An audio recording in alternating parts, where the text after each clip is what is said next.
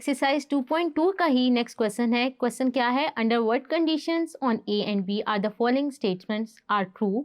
हमारे पास given condition है A intersection B equal to B, ये कब ट्रू होगा, तो हमारे पास किस तरह का केस बनेगा। अगर हमने देखें हमारे पास ए इंटरसेक्शन बी लें तो हमारे पास सेट बी आ जाए, तो इसकी क्या होगा कि अगर हमारे पास if B is contained in A, क्यों, अगर हमारे पास बी जो है वो ए में कंटेन्ड होगा तो इंटरसेक्शन क्या आएगा, सेट बी आएगा। सेकंड हमारे पास केस क्या है कि हमारे पास u माइनस ए क्या आना चाहिए, एम्प्टी सेट, तो वो हमारे पास कब होगा, जब हमारे पास क्या होगा, if A equal to U, यानी हम u में से a के एलिमेंट्स निकाल दें और हमारे पास एम्प्टी सेट आ जाए। तो इसके लिए कंडीशन क्या है कि a इक्वल टू यू होगा, तो ये क्या आएगा, रिजल्ट एम्प्टी सेट। हमारे पास नेक्स्ट क्वेश्चन है, क्वेश्चन नंबर 4। हमारे पास क्या है, यूनिवर्सल सेट गिवन है और set A B and C are given है। हमने फाइंड करना है ए कंप्लीमेंट यूनियन सी। तो स्टार्ट करते हैं। सबसे पहले हम क्या करते हैं, ए कंप्लीमेंट निकाल लेते हैं। ए कंप्लीमेंट क्या होता है हमारे पास, u माइनस ए, तो सेट u गिवन है उसको लिख लेते हैं। नेचुरल नंबर्स हैं 1 2 3 अप टू 10, ये मैंने लिख लिया।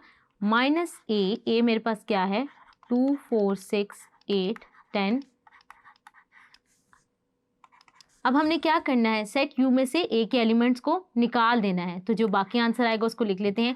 1 आ जाएगा क्योंकि 2 a में मौजूद है तो 2 नहीं आएगा, इसी तरह 4 भी नहीं आएगा, तो हमारे पास क्या आ जाएगा 1 3 5 7 9 और 10 भी नहीं आएगा, तो यही हमारे पास एलिमेंट्स आ जाएंगे। हमने a कंप्लीमेंट निकाल लिया, उसके बाद हमारे पास क्या है, a कंप्लीमेंट यूनियन c। तो आइए फाइंड करते हैं। a कंप्लीमेंट का आंसर लिख लेते हैं। हमारे पास क्या है, यूनियन सी क्या है यहाँ पर 1 3 5 7 9, तो हम यूनियन लेंगे तो हमारे पास क्या आंसर आ जाएगा 1 3 5 7 9। ऐसे एलिमेंट्स लिखने हैं जो दोनों में हो, तो हमारे पास क्या है 1 3 5 7 9 इसका आंसर आ जाएगा।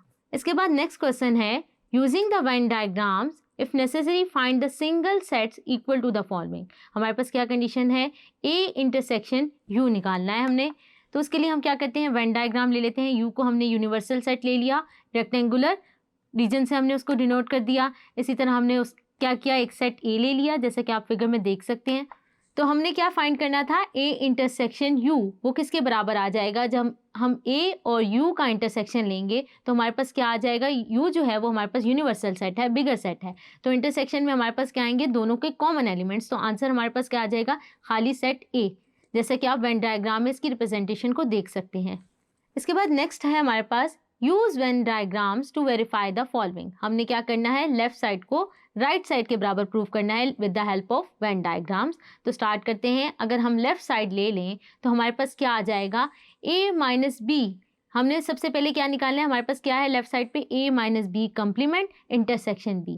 हम पहले क्या करते हैं, a माइनस बी निकाल लेते हैं। a माइनस बी लिया तो मैंने क्या किया, एक यूनिवर्सल सेट लिया और 2 सेट्स ले लिए, और मैंने क्या किया, a माइनस बी हमारे पास कौन सा रीजन आ जाएगा, हम b में से हम क्या करेंगे, a में से b के एलिमेंट्स को निकाल देंगे, तो जो रीजन बच जाएगा वो आप शो देख सकते हैं फिगर में, हमारे पास क्या होगा, a का रीजन आ जाएगा।